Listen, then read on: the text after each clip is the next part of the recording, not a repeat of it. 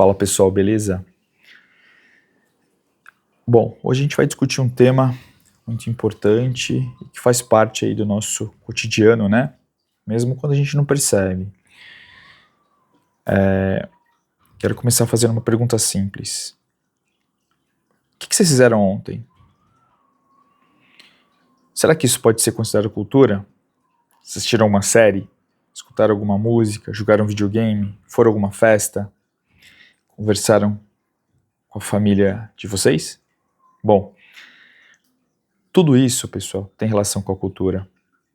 Muitas pessoas pensam que cultura é apenas ir ao teatro, visitar um museu, assistir um concerto de música clássica. Mas,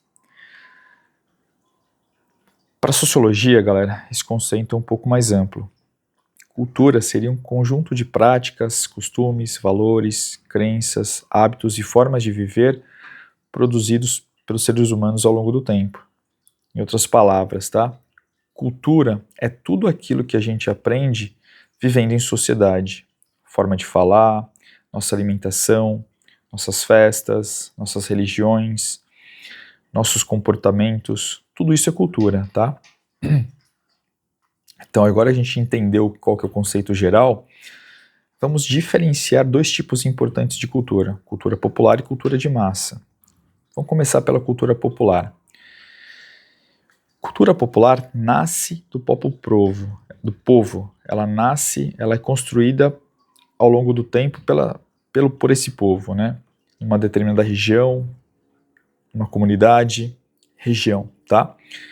A gente pode pensar na festa junina, na folia de reis, maracatu, na catira, congada, bumba meu boi. Então, essas manifestações, elas não surgiram em grandes empresas ou emissoras de televisão. Elas surgem dentro das comunidades.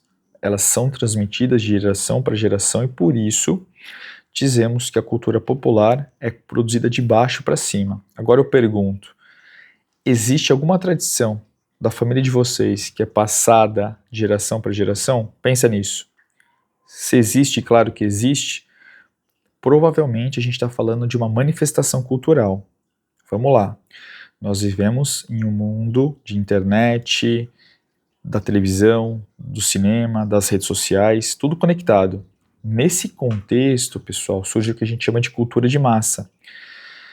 A cultura de massa é produzida em larga escala para atingir milhões de pessoas, difundida pelos meios de comunicação e pelo que a gente chama de indústria cultural.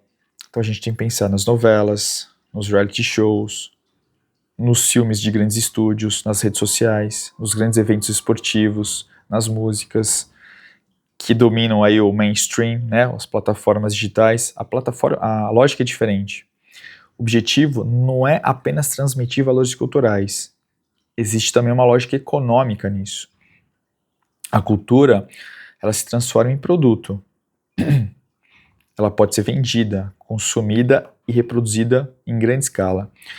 E aqui, pessoal, aparece uma questão muito interessante. A cultura de massa, ela frequentemente utiliza elementos da cultura popular, tá?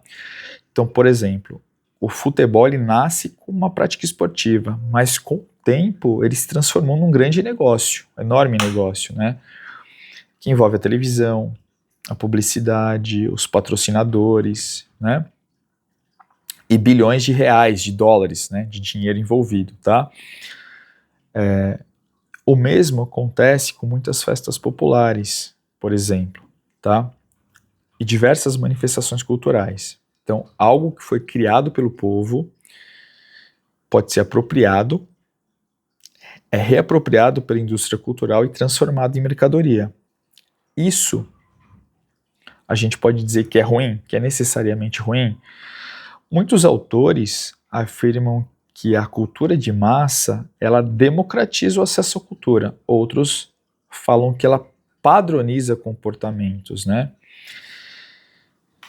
Mas vamos pensar junto. Se o mundo inteiro consome as mesmas músicas, os mesmos filmes e as mesmas tendências, o que vai acontecer propriamente com as tradições locais, certo?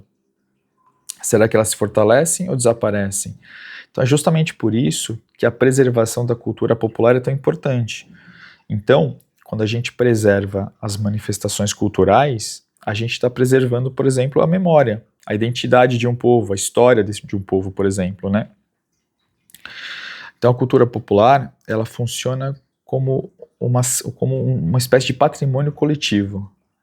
Ela nos lembra quem somos, de onde viemos.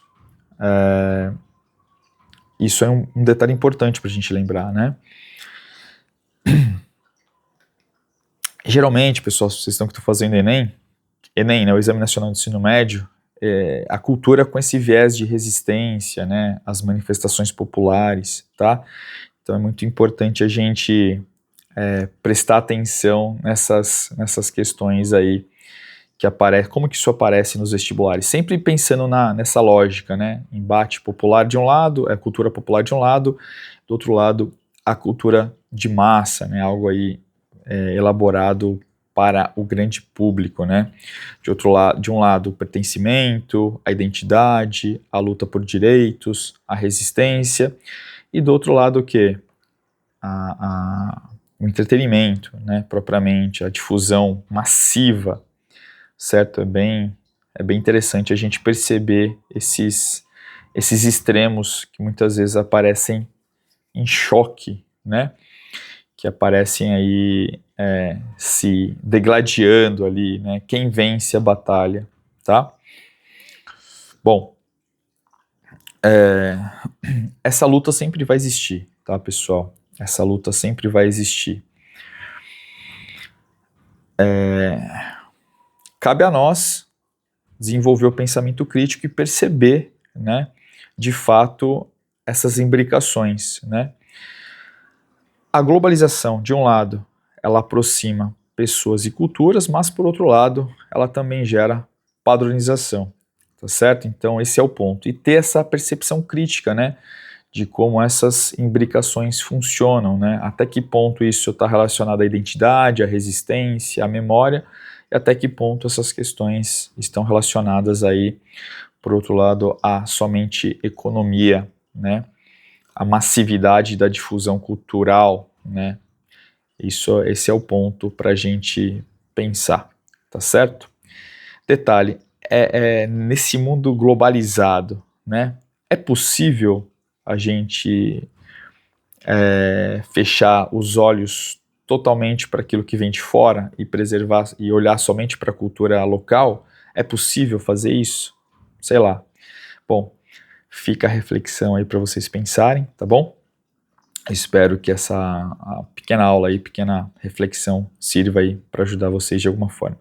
Se você gosta desse tipo de conteúdo, se inscreve no canal, curte o vídeo e compartilha. Um grande abraço, nos vemos por aqui, até mais e tchau, tchau.